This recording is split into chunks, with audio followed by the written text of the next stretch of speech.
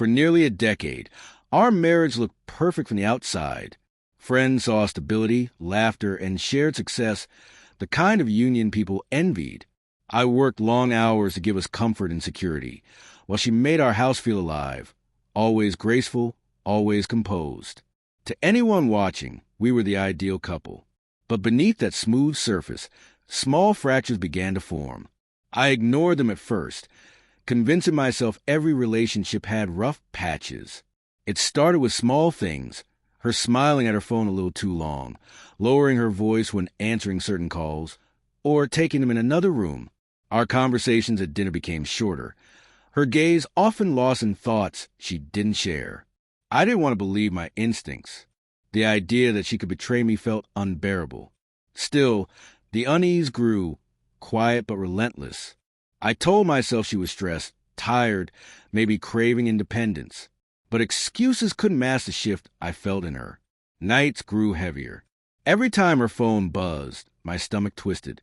Then came the late work events, the sudden cancellations, and strange charges on our joint card. The clues were small, but together they painted a truth I could no longer ignore. One evening, after she stepped outside for another hushed phone call, I decided I couldn't live in uncertainty any longer.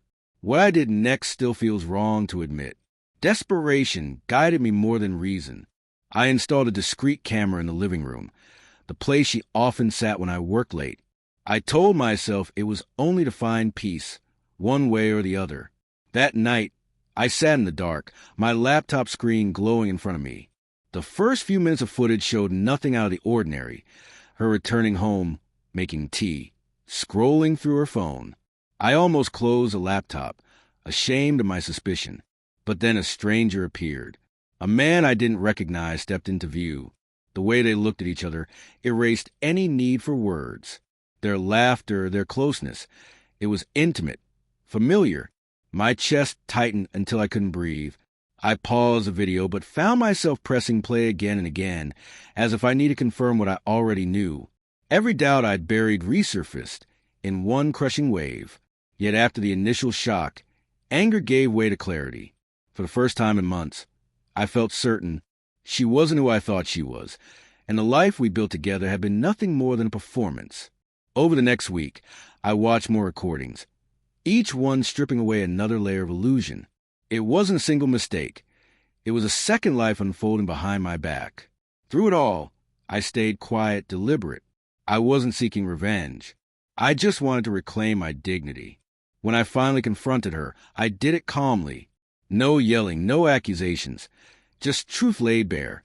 I placed the evidence before her, letting silence do the rest. Her face drained of color.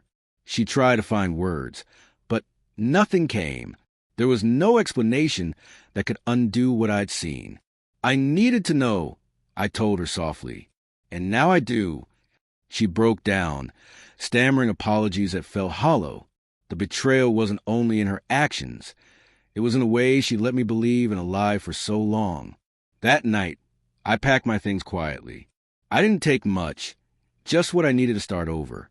I left the house without looking back, the cool night air filling my lungs like it was the first breath I'd taken in years.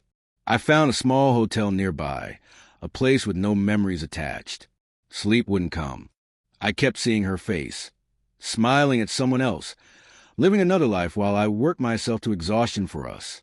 The pain was sharp, but I didn't try to escape it. I needed to feel it fully, to burn away whatever part of me still clung to denial. By morning, the heartbreak had hardened into resolve. I contacted a lawyer discreetly and gathered every piece of proof, videos, messages, receipts. I wasn't going to humiliate her or seek revenge. I simply wanted to end things cleanly, with my head held high. When she returned home the next day, I was waiting. The evidence sat on the table between us, undeniable. Her eyes widened in fear, realizing the facade had finally collapsed. "Why?" she whispered, her voice barely audible. I didn't answer. Some questions don't deserve words. With calm precision, I told her it was over, that I'd already begun the process of ending our marriage. Her pleading, her tears, none of it reached me anymore. For years, I'd been patient, forgiving, hopeful. But now, I felt something stronger than love, self-respect. The days that followed were difficult. We untangled our lives piece by piece. Finances, belongings, memories. I moved through it all like a ghost, focused, steady.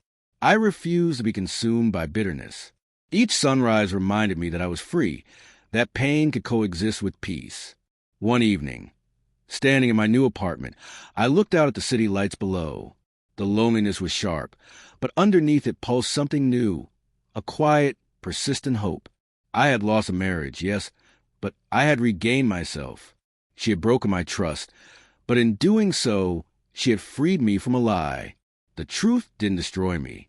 It stripped me bare, and in that rawness, I found the strength to begin again.